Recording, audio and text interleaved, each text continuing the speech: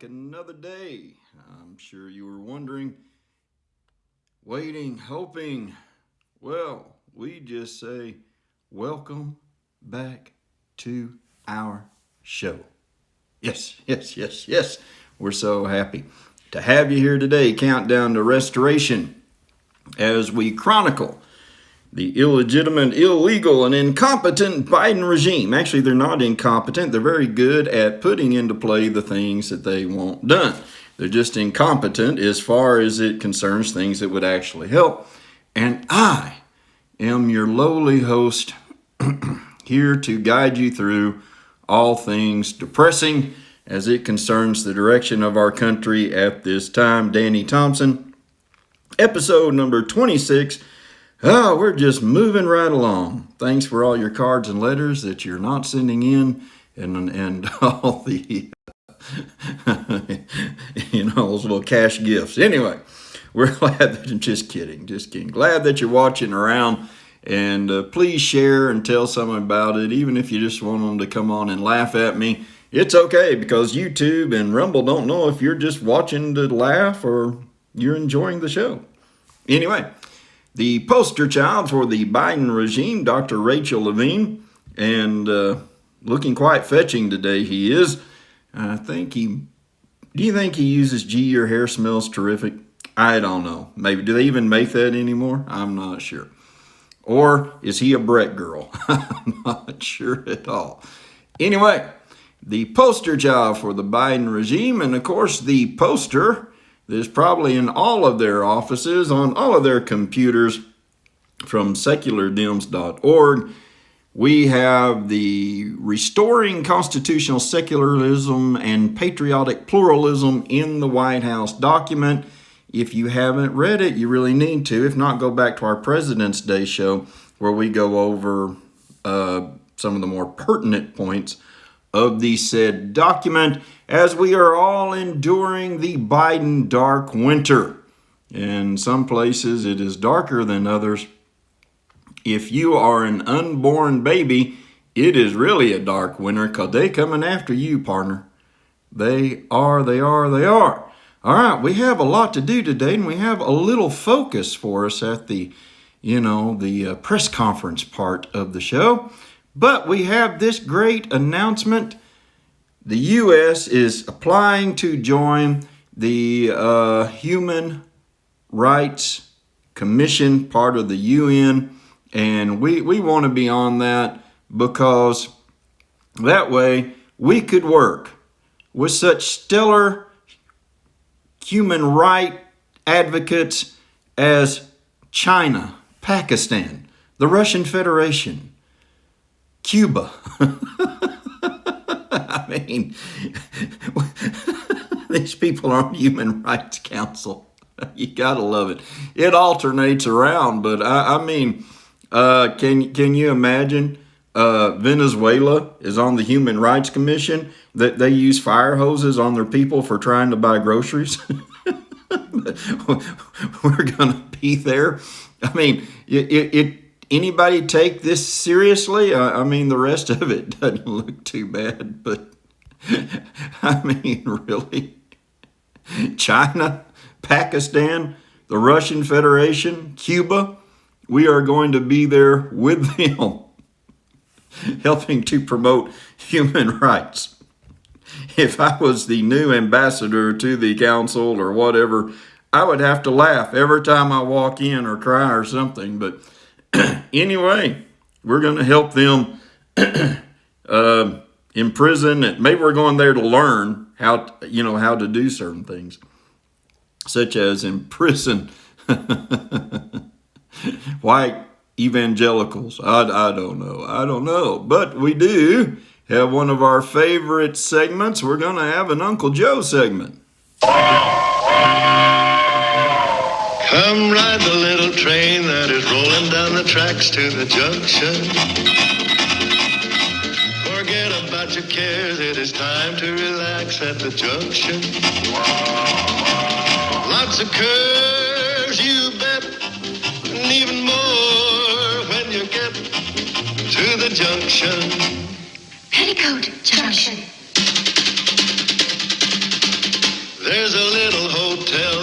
shady rest at the junction. Petticoat Junction. It is run by Kate. Come and be her guest at the junction. Petticoat Junction. And that's Uncle Joe. He's a moving kind of slow at the junction. Petticoat Junction. All right, and little Petticoat Junction trivia. The dog's name in the show was Dog, and that is actually Benji. Yes, Dog is later Benji. And so Dog became a greater star than anyone else on the show. Interesting, isn't it? Except Edgar Buchanan playing Uncle Joe was old Hollywood. Yes, yes, yes. But what do we have about Slow Joe? Dozens of House Democrats want Biden to give up sole authority to launch nuclear weapons. Yes. And in fairness, the House wanted to take it away from Trump because they thought he was out of his mind. Why would they want Joe to give it up? Well, if you've heard Joe talk, maybe that might be part of the reasons. But anyway, they don't trust Joe. It's hard to believe. It's hard to believe, but no, they don't trust Joe. Say it ain't so, Joe. Joe, can you say it? Is it so, Joe? Is it? What you got to say, Joe? We need an answer. Oh, the head nod. Okay, yeah. All right. And that's really serious. That's like we want Congress to, we need to strike back immediately, and we want Congress to come into session and vote and argue, and we would be all dead. We would be blown up. There would be no Congress. But anyway, and everybody worries that every president is going to launch a nuclear strike. And since we had nuclear missiles, it's never happened. We're a long ways from World War II. In fact, we're so far from World War II that it's not even in history books anymore. A lot of, school districts and states are removing World War II from history books. So they won't even know that there was 2 atomic bomb drops. And none since. None. 0. But we're still worried. Donald Trump was going to do it. George Bush was going to do it. And it's just, but no, can't do that. Can't leave it to Uncle Joe. All right. Weekly jobless claims drop sharply, but labor market remains challenged. Why? Because there's not any place to get a job. Everything's closed down in a lot of states still. Open up. Why is that so hard? If you're even the pretend president, even the thief in chief, yeah. Even if you're the thief in chief, yeah. Even if you're him, yeah. You can say these words. Let's open the country up so people can go back to work. Kids, go back to school. Mayors, governors, parents, call in your school board, whatever. Let's just all go on. Because you can do whatever you want. The unemployment's still going to be sky high because we're shut down. It really isn't hard. How many of you have ever had a job as an economic advisor? I see no hands going up. I never have.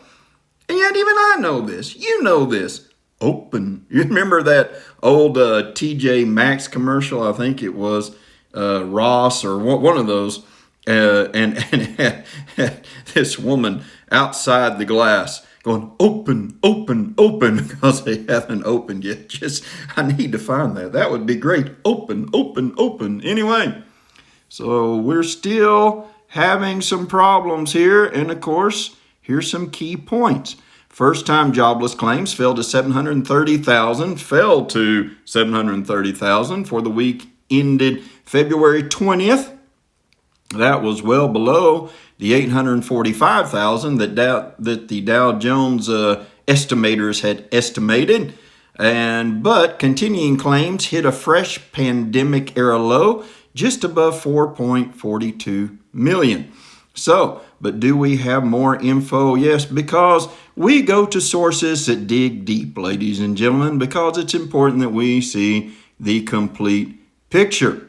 Now, the sharp drop in jobless claims likely is due to people in states hit hardest by last week's huge storm. That was my first thought, especially Texas, having better things to do than make jobless claims such as survive, wrote Ian Shepherdson, chief economist at Pantheon Macroeconomics. Now, he sounds like he might know a thing or two about economics, and yet not once does he say open, open, open.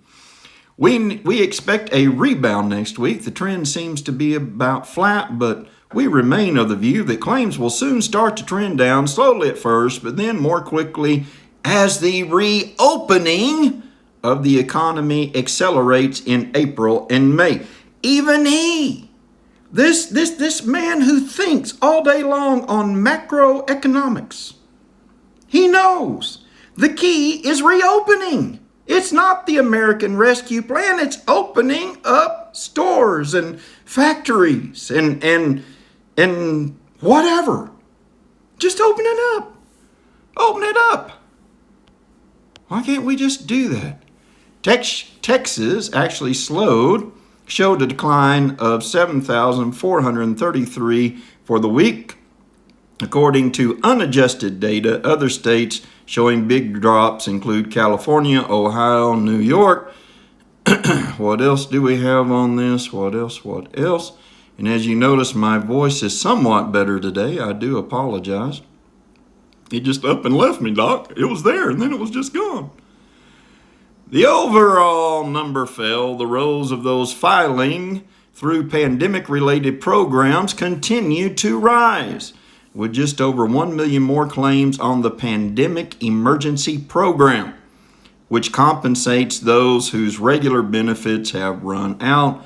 All totaled, just over 19 million Americans are receiving some compensation as of February 6, an increase of more than 700,000 from the previous week. So it's a little delayed. More recent data shows, however, that the claims are rising in the Pandemic Unemployment Assistance Program, which would that be PUAP, wouldn't it? Which provides benefits to those who normally wouldn't be eligible for the weeks of February 13 and February 20. More than 964,000 Americans filed under that program. So see, 700 and something thousand is a good weekly filing, but there's so much more going on behind the scenes. And what do we need? We need them to open everything up, and we'll be okay. I mean, people are dying with it shut down. So we don't want anybody to die. Oh, you just want people to die. No, we don't. Might be some people we would like to quit, but we don't want them to die. Now, we're going to set the tone for the rest of the show with this from Graham Nash. You might remember him if you're older from Crosby, Stills, and Nash, Immigration Man. Take it away, Graham.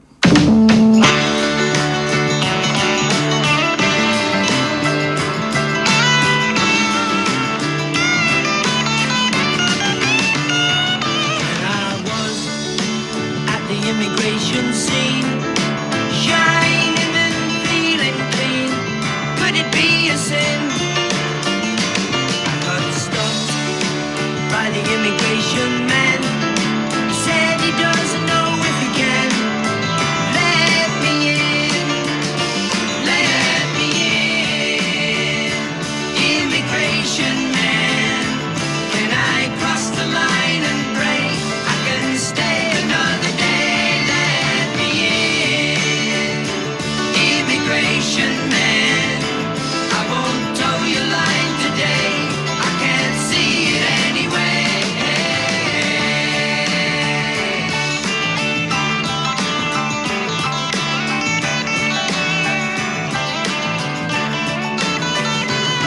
There he was with his immigration face, giving me a paper chase, but the sun was coming.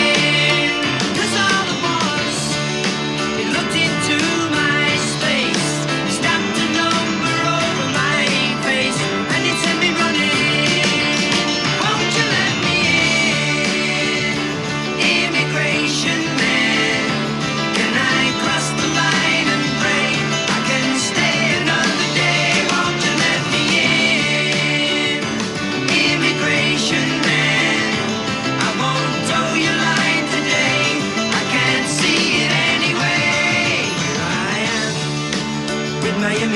human form. It's big enough to keep me warm. When the cold wind's coming, so go where you will. As long as you think you can, you better watch out for the man. Anywhere you're going, come on and let me in. Immigration man, can I cross the line and break? Take your fingers from the tray, let me in. Irritation man, I won't toe your line today. I can't see it anyway.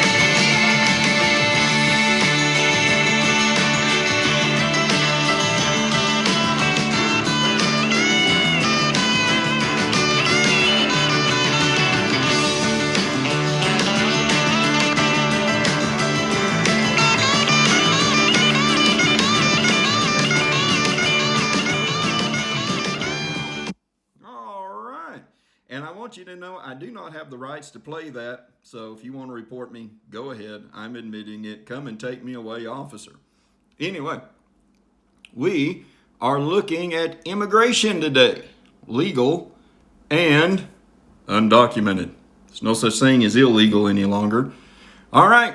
This is a proclamation on revoking a proclamation. Doesn't that make you feel good that presidents can just proclaim things? Yes. And this is not just against Sleepy Joe.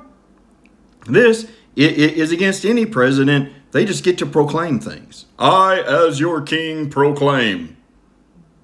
There's something wrong with the system. And I forgot to put do not disturb on. So if you get any more banners, just know you can go to Taco Casa in Bryan or College Station in Texas and get a good deal today. Okay? Anyway, a little free commercial for them.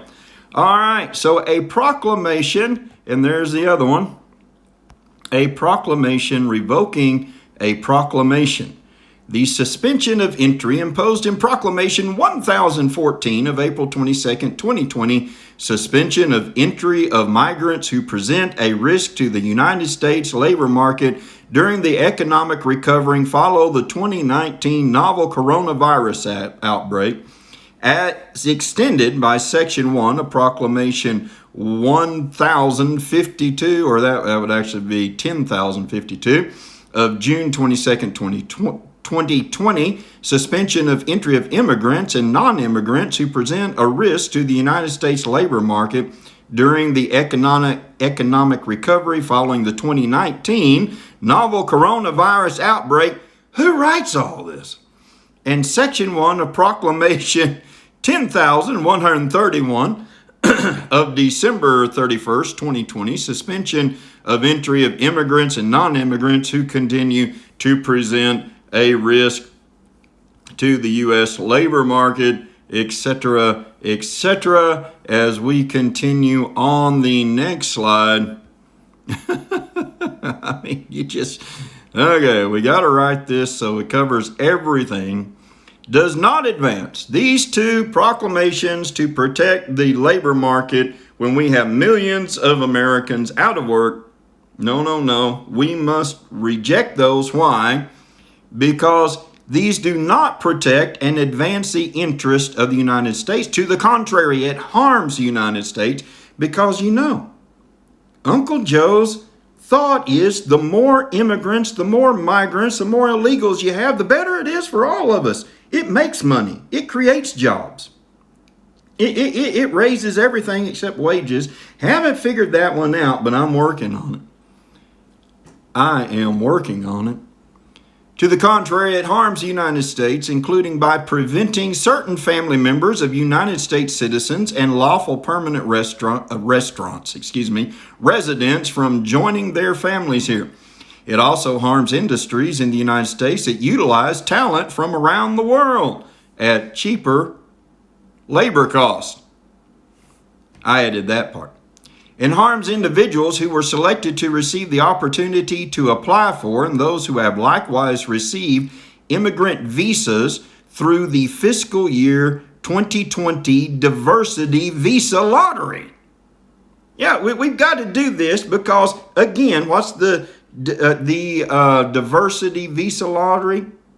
Because they looked one day and said, there's people from some countries not coming here, and we need them here.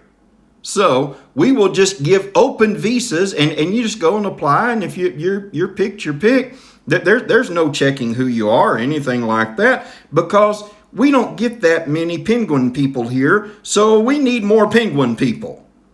Let's give them a few visas in penguin country.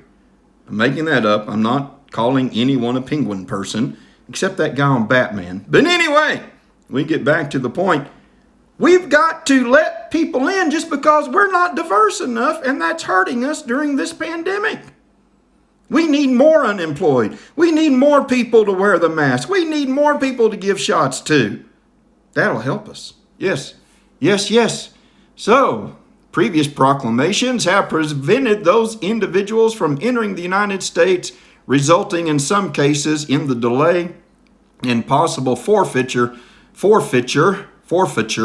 I'll get it out in a minute, of their opportunity to receive fiscal year 2020 diversity visas and to realize their dreams in the United States. Oh, don't you just put your right hand over your heart, ladies and gentlemen. It just to realize their dreams. Remember, this is countries where they're not coming here anyway. But they were dreaming of being here even though they never come here. So I knew I was dreaming of some land where there's major chaos. There's rioting in the streets. There's not enough food. Power grids are collapsing. And yet, oh, Mom and Dad, I just got to be there. I just got to. Yeah. There's not even any of our kind there, but I'm going to go and bring our kind to the U.S. It's my dream. I can't wait. They'll meet me. Oh, screenshot. They'll meet me at the ship and all welcome me. Immigration man, let me in. You remember the days when Trump would say, not by the hair of my chinny chin chin. Yeah, those days are gone. Anyway, I'm shaking the phone. This is a chart I wanted to show you yesterday, but it was in the wrong place. It is about the unaccompanied migrants who are being ripped from who were previously ripped from their parents' arms under the Trump administration. Now, unaccompanied minors are no longer being ripped from their parents' arms, largely because they're unaccompanied and the only arms with them are theirs. Yes. And I can make missing arms jokes if I wanted to. I don't, but I could because my grandmother just had one arm. So see, it's in the family. Yeah, but anyway, here is this chart. Under Trump, if Trump is president, they are cages, concentration camps, and jail cells.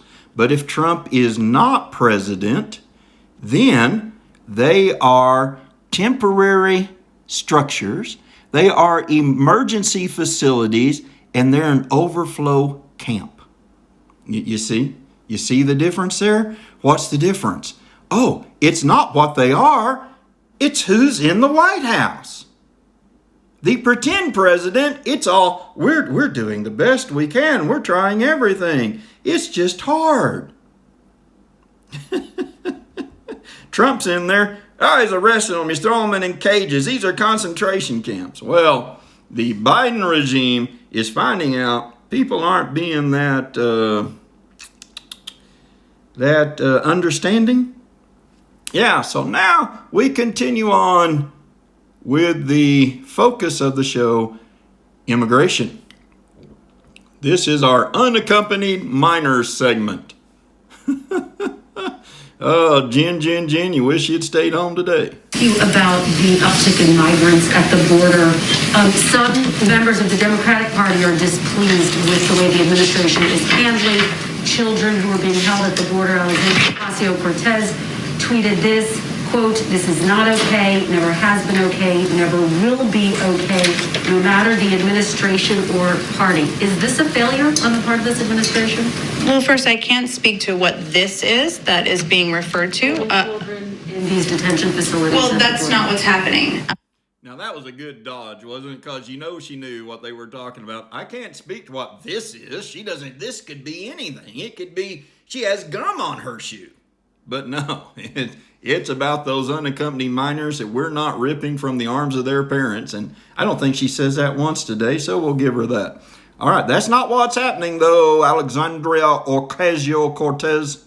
And, we will be doing some briefings, of course, with members of Congress. But what is happening now is there are children fleeing prosecution, fleeing threats in their own countries, traveling on their own, unaccompanied, to the border. And our focus is on approaching this from the view of humanity and with safety in mind. And so the steps that we have taken is they are, of course, processed as quickly as possible, ideally with a maximum of 3 days through CBP. Then they are transferred to facilities overseen by HHS. We had to reopen a new facility that had previously been closed because of COVID protocols. Because previously, because we can't have kids in beds next to each other, we need space appropriate. It's been revamped. There's educational services there. There are health services and medical services. But our objective is to move them as quickly as we can to families that have been vetted and to, of course, reunite kids with their families. How do you respond to Alexandria Ocasio-Cortez, though, who says she sees these images and it's not okay from her perspective? Well, look, we will work, of course, with Congresswoman Ocasio-Cortez on a range of issues, and we look forward to doing that. What I'm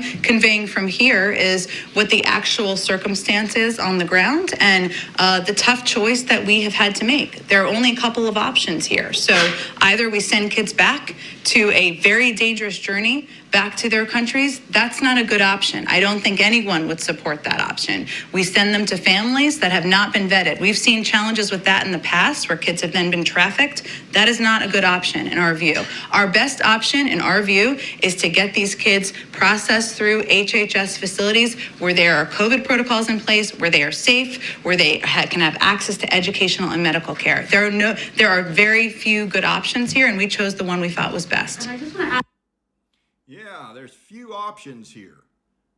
I wonder what they really expected when then candidate Biden was saying repeatedly on the campaign trail, when he wasn't really on the trail, he was on the campaign couch, wasn't he? Anyway, we want people to come into this country.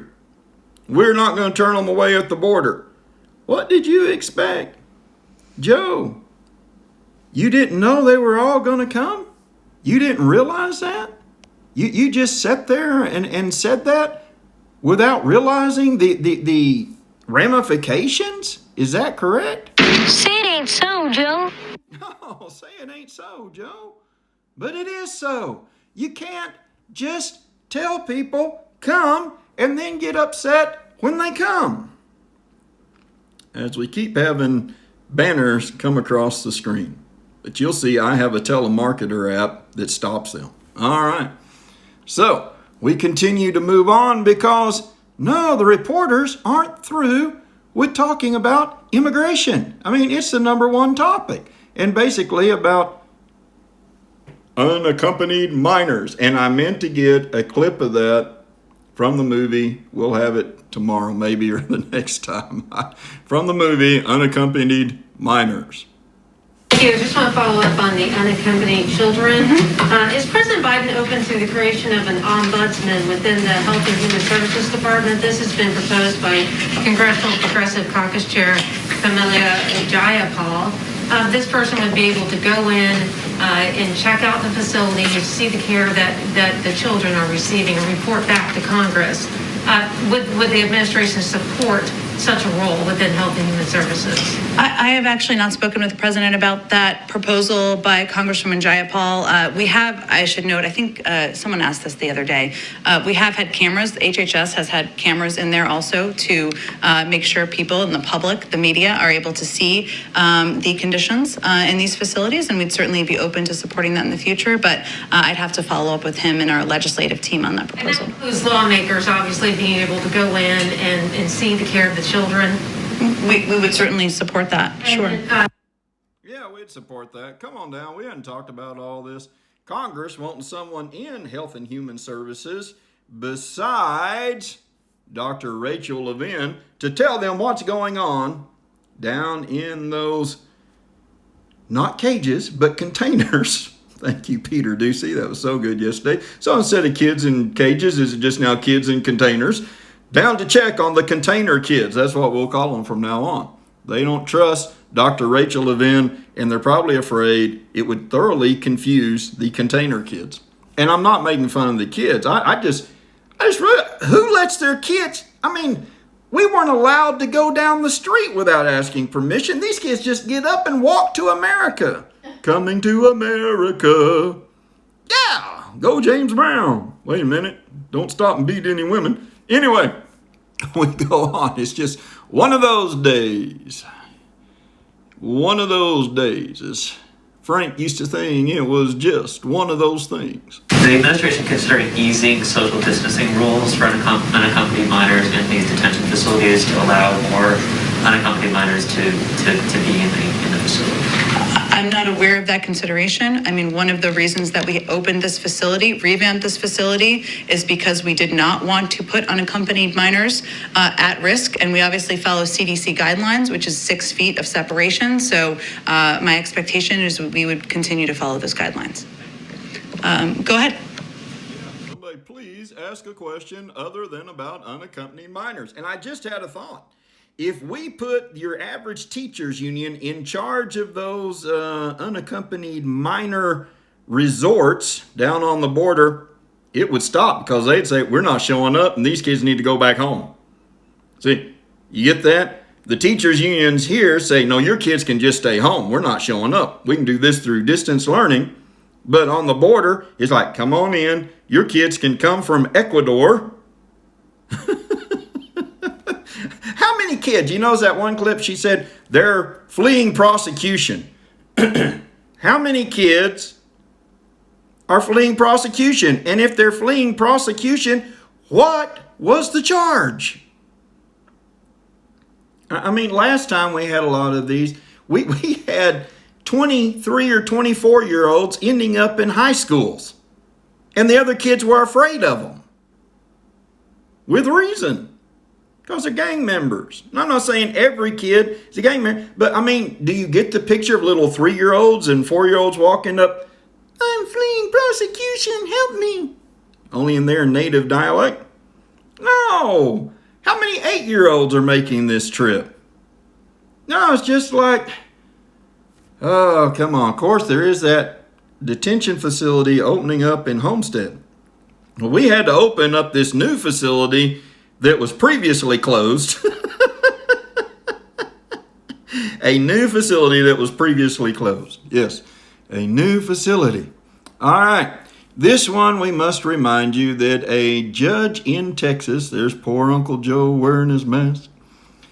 Judge bans enforcement of Biden's 100-day deportation pause because they are revamping and modernizing. And part of modernizing is we don't have any electric vehicles down there yet to round these people up.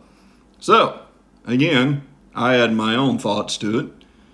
I'm sure nobody in the administration said that, but let's go on. Immigration, do you believe that you have a crisis at the border? And is the government now acting as if you had a crisis at the border? Well, certainly, having unaccompanied minors travel across the border, and so many that we had to open a new facilities, is something that we take incredibly seriously, and we are eager to, of course, address humanely and with the focus of keeping them safe. I don't think I'm going to put new labels on it from here or from the podium, but it is a priority of the administration. It's a priority of our Secretary of Homeland Security, and certainly of the President, who's kept abreast of the developments. On family reunification, the lawyers, the pro bono lawyers that have been working with the families and trying to get them together, announced yesterday that about 100 families have been reunited from those 600 kids that were in the system and lost. Has the government been working with those pro bono lawyers as well to to get that process going? Well, this program is being overseen, the Family Reunification Task Force, by the Department of Homeland Security, by our Secretary of Homeland Security. Of course, he will be doing an official report at about the 120-day mark, but I would send you to them for any updates or status of our work with those lawyers. Texas ruling about the 100-day moratorium on deportation. Will the government appeal to a higher court? Will the legal process continue? Well, let me first say a couple of things about this, because we haven't talked about this in the last couple of days. The pause on deportations was a time to reset our enforcement priorities so that we focus on threats to national security and public safety, as opposed to mothers and fathers who are longstanding members of our community, who are in many cases performing essential work during the pandemic. So the Department of Homeland Security has put in place interim enforcement priorities and is reviewing the prior administration's policies and practices. The court's ruling still allows us to do this. In terms of next steps or how we will approach it from here, I would send you to our Department of Justice. And will the president address immigration at all down in Texas tomorrow? The president probably won't. Anyway, and I don't keep going on. There's a couple other questions, but small ones, and really, it's just a lot of questions on this, not crisis. Jen wouldn't rename it. No, are you treating this like it's a crisis? Well, it's certainly a lot of kids down there. Matter of fact, reminds me of that old country song, "It's crisis time again, you kids won't leave me." It's crisis time again, you just won't go. Anyway, probably don't remember that old country song, but it was pretty big for a while, because it's always crisis time around Jen Psaki. All right, so the immigration question ain't going away. You know why? Because the border's being swamped. Because they said come. And I know Jen said, no, don't come. But you can't tell everybody for months you're going to let them in, and then at the last minute say, no, the party's next week. It's not today. Wrong. We gave you the wrong date. It wasn't January 20th. No, not of this year. Unless, of course, you're in a country where people don't normally want to move here, you can come. Yeah. Such is the United States of America's diversity policy. Okay, so that's our little immigration focus for the day. And wasn't it exciting? Yes, it was. And now we move into some God formation, which is our inside information with our new fireworks. Yay, yay, yay, there it is. Yes. Because it's good stuff. And today we have a lot, ladies and gentlemen, stuff that you might hear someplace else, but you will hear it here, because last night was just an outpouring of information. Biden's furious, even though he's going to Texas tomorrow, even though he got to go to Michigan the other day. He is not a desk man. This man, mainly because he doesn't know what to do when he's behind the desk. I mean, he was a senator. He'd get up and talk in the gallery and go out and eat lunch with donors and things like that. Now he's like a prisoner in the White House.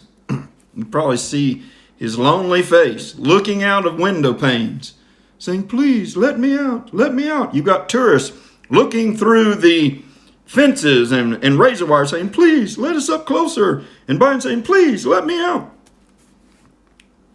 It's just sad. Biden is furious because he wants to travel. He's not just a sit at the desk man.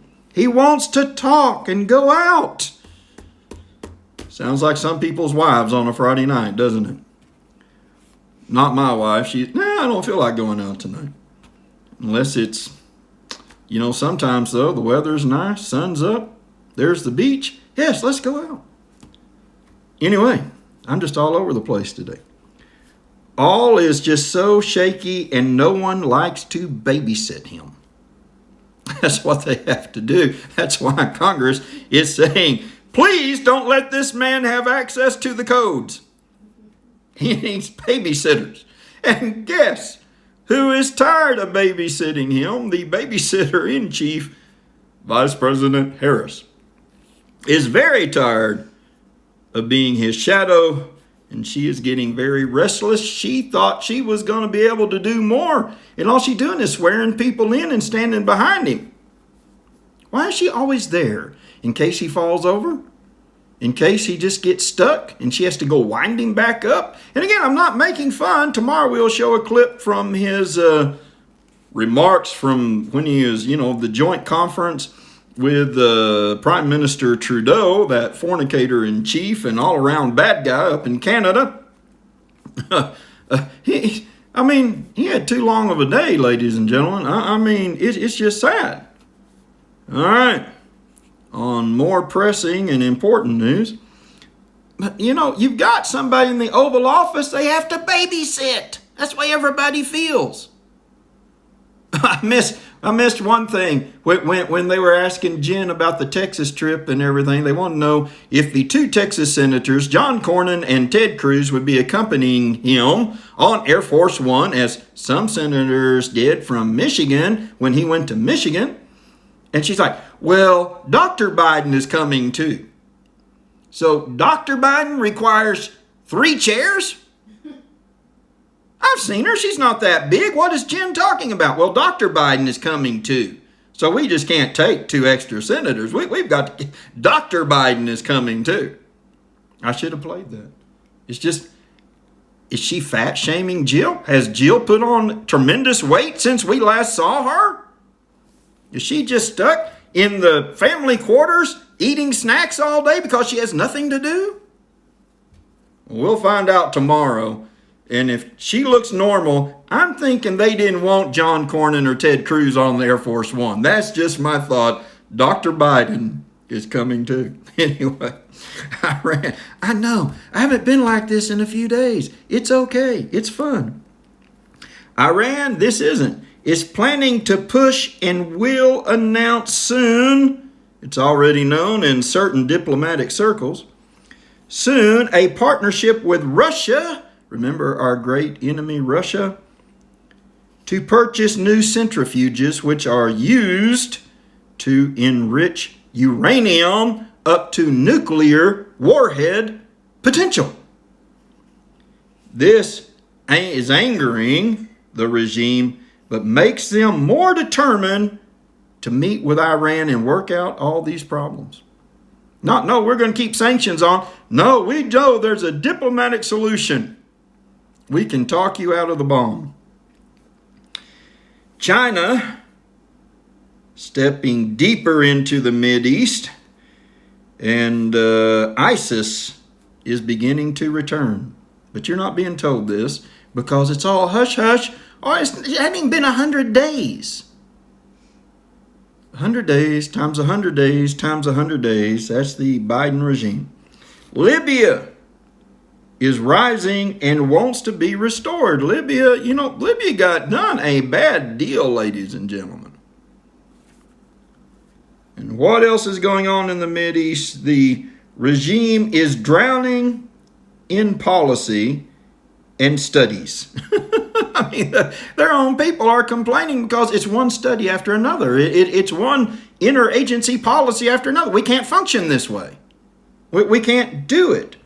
And it's lacking a central voice as everything is piecemeal to satisfy the several agendas of the several controllers. In other words, you're working on this all-government solution to hunger in the third world. Speaking of which, I missed a clip where Jen was saying that it's not the miners' fault. We haven't done enough to make their countries better. I'll play that tomorrow. I'll find it and play it tomorrow. Yeah, that's what she said. They're having to come because we haven't done enough to make their countries better. Maybe I played it and just zoned out. If you had to listen to her every day for an hour or more, you would zone out too. Anyway, just my thought. We haven't made their countries better, so they have to come here. What is wrong with us? What is wrong with us? Let's don't do the Rescue American plan. Let's do the Rescue Central America plan. It would save us money in the long term and keep those poor children from those unaccompanied minors from being ripped from the arms of their family at the border. Yes. Anyway, so it's just they're working on this all government approach to whatever problem, and somebody comes in, I need you to take care of this. Well, this isn't what the president said. Listen, pal, you want to keep your job here? Forget that president stuff. There ain't no president. Consider me your president. This is what you do. It is confusing and tiring for those involved because there's so many different leaders wanting their way, and different lower level people are in direct line to those outside. Those outside that actually run the inside. There are conversations going on with countries that have nothing to do with the policy of the U.S., but have only to do with outside interests. That's right, ladies and gentlemen. The State Department's going right back to where it was under the good old Obama days. In the good old Obama days. Most of you don't know that, the good old summertime. Yes, those were the days when you could work at state and make some money. That's right. Because the State Department is back to being a cash cow for outside interests, and it will show very soon. And it's only been a month, ladies and gentlemen. It's only been barely just a little over a month. And they've already turned everything back. And they know that now is the time to get busy because people are going to start noticing. I mean, this is going to be big when it all comes out. And it will, because if I know it, other people know it. And it's coming out. See? Because who am I? Who am I? Oh, you ask? Well, I have a little slide for that. It's like that little nameplate on your desk. I'm Danny Thompson, and I know some of the things that are going on in Washington, D.C. So if I know it, sitting here in Amarillo, Texas, and that's more than I can tell you because they may be after me. Yeah, you never know. They could be breaking in as we speak now. Anyway, if I know this, other people know it, and it's coming out. China is advancing in the regime and begins to push its agenda for our country. China has an agenda for this country through the Confucius Institute, which can be confusing, and through all their other things. Remember, Chinese spies hanging out with congressmen, all this kind of stuff. I mean, ladies and gentlemen, it is just increasing. China has paid a lot. They want their money's worth. We've paid a lot. Do we get our money's worth? You will be getting $1,400, little mister, if you're just nice and keep quiet. All right. Canada is a major part of their plans, and many are beginning to see that they are merely facilitators for outside investors. Yeah, a lot of these people. See, what you don't understand, let me explain to you. Let me tell you how the political world works. On the Republican side, you do have some idealists, but they are not as many as there are on the liberal Democratic side. These people walk around starry-eyed, and they just dream up ways to make the world function so every child has a pocket full of candy and every adult has a good-paying middle-class job, and we're all wearing new shoes made in China. And we all, we can't go everywhere they can go because they don't want to be around us. But, we're fed basically well. We don't always have to eat at McDonald's. And, we're it's just nice. The world's just nice. Even those of us who are white don't realize it. We just see ourselves as one of the mix, which we are. But we see that. And we understand that people of color, they have a right here too. Which we already knew that. But anyway, they're idealists, but the idealists are beginning to break down as they see it is all a lie and are beginning to complain to the wrong people. That's right. See, some of them have been told, no, don't talk to them. Don't tell them that you're not happy and you're not being fulfilled because your idealism is not being,